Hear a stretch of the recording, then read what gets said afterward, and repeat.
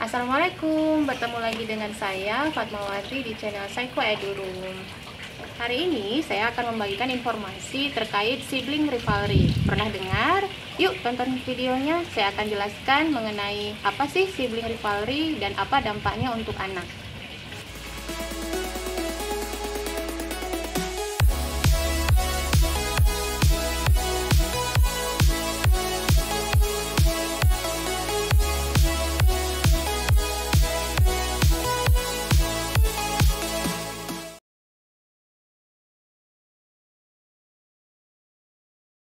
Kehadiran anggota baru dalam keluarga, terutama bayi, merupakan hal yang paling membahagiakan, terutama bagi kita orang tua. Tapi, apakah hal yang sama dirasakan juga oleh anak? Kecemburuan antara kakak dengan adik sudah pasti terjadi. Namun, apa yang bisa kita lakukan sebagai orang tua agar bisa mengurangi sibling rivalry antara kakak dan adik? Sibling rivalry muncul karena adanya kecemburuan antara anak, baik itu anak kandung, anak tiri, maupun anak adopsi dalam sebuah keluarga, karena mereka memiliki hak milik terhadap orang tua yang tinggi, kemampuan kognitif yang masih terbatas yang mereka miliki, sehingga mereka menginginkan kasih sayang orang tuanya itu tidak terbagi dengan anak yang lain.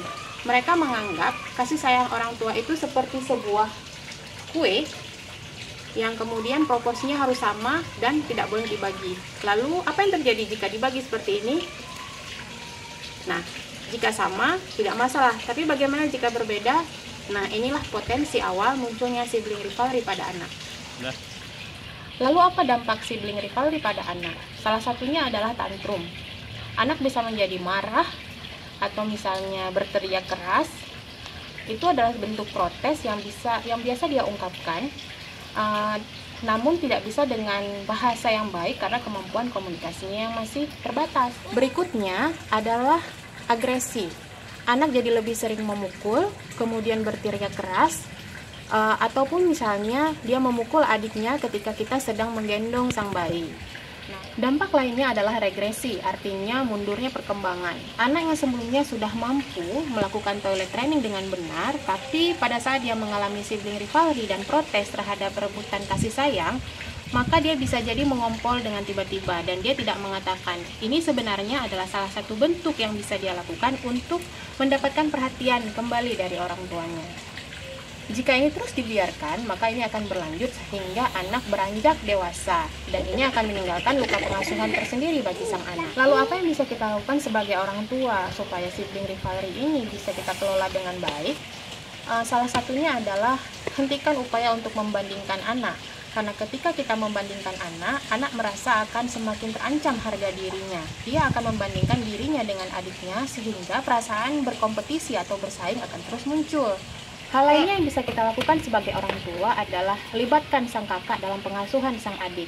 Nah, dengan demikian, kepemilikannya terhadap saudara kandung akan semakin terdekat dengan erat. Karena jika kita membiarkan dia sendiri, perasaan inferior pun muncul karena dia merasa bahwa kasih sayang yang dia miliki telah sepenuhnya direbut oleh sang adik. Hal lainnya yang bisa kita lakukan adalah dengan menjalin komunikasi yang baik dengan anak. Sampaikan apa sebenarnya yang sedang kita rasakan, tentunya dengan cara yang dipahami pula oleh anak. Kemudian dengarkan juga keluh kesah anak. Tanyakan apa perasaannya, apa yang dia inginkan, sehingga dia tidak merasa bahwa sepenuhnya kita memperhatikan adiknya. Nah, itu adalah beberapa hal yang bisa parents lakukan untuk mengelola sibling rivalry agar kakak dan adik tidak saling bersaing dalam sebuah keluarga. Dasarnya keluarga adalah rumah di mana kita akan kembali dan saudara adalah sahabat terbaik ketika kita mempunyai masalah. Jadi hubungan dengan saudara haruslah dipupuk dengan baik sedini mungkin. Sekian ulasan saya mengenai sibling rivalry hari ini. Semoga informasinya bermanfaat ya. Jangan lupa tonton terus siaran di channel Psycho Eduroom. Assalamualaikum. Dah.